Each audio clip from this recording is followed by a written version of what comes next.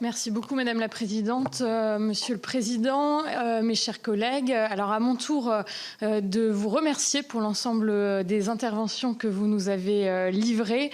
Très instructif également pour ma part, de par le constat que vous dressez sur les territoires en fait respectifs, une réalité que l'on n'a pas forcément toujours au quotidien, mais surtout de nous livrer en fait les différents outils que vous avez su et pu mettre en fait en place, inspirés effectivement en fait des territoires et d'une réalité territoriale différente, et qui donne en fait des exemples très concrets finalement sur des politiques en fait publiques, sur des difficultés aussi que vous pouvez en fait avoir. Alors évidemment sur les groupes de parole qui me paraissent être un élément et un élément indispensable, mais également à travers cet observatoire où je voyais en fait dans votre PowerPoint également la force du partenariat que vous avez mis en fait en place aussi entre l'université et la CAF. Et c'est peut-être ma première question, mais à l'ensemble des intervenants. Est-ce que,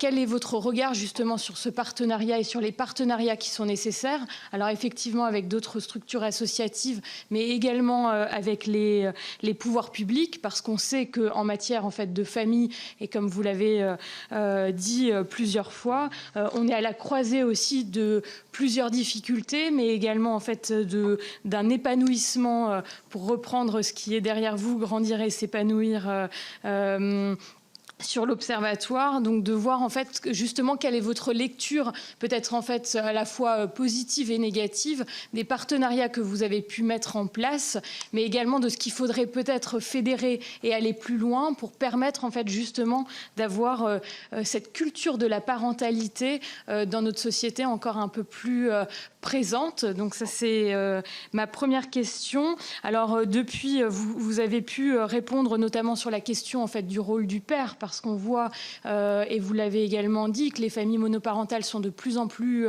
présentes. C'est d'ailleurs chiffré d'un point de vue quantitatif. Mais comment justement on peut expliquer, mais depuis vous l'avez dit sur la question du rôle du père, et comment on fait en sorte peut-être que les pères et notamment les jeunes pères aient un rôle qui soit différent justement à la fois au sein de la famille, mais s'implique davantage. Et justement, quelle est d'après vous les pistes peut-être d'amélioration, ou en tout cas ce qui existe déjà, notamment avec l'éducation nationale que vous avez citée, car je reste convaincue que c'est notamment dès le début. Et alors on parlait de collège, mais peut-être même au niveau de l'école, où on apprend d'ores et déjà le respect, mais également après quelle est toute l'utilité, toute l'importance de cette sphère familiale ô combien précieuse, mais ô combien précieuse lorsque les deux parents jouent pleinement leur rôle. Et après sur le troisième volet, qui me paraît être également un volet extrêmement important et que nous avons pu détailler, sur l'accessibilité, je vais y arriver, donc du aller vers. Effectivement, on voit, et c'est de plus en plus, que les personnes ont de plus en plus de difficultés à aller, et puis il y a aussi une sorte de pudeur, j'imagine, à pouvoir évoquer avec des personnes qu'on ne connaît pas une situation très personnelle, familiale, compliquée. Donc d'où cette démarche peut-être effectivement du aller vers qui est plus présent. On voit la question du bus, enfin avec encore une fois des outils qui me paraissent totalement pertinents.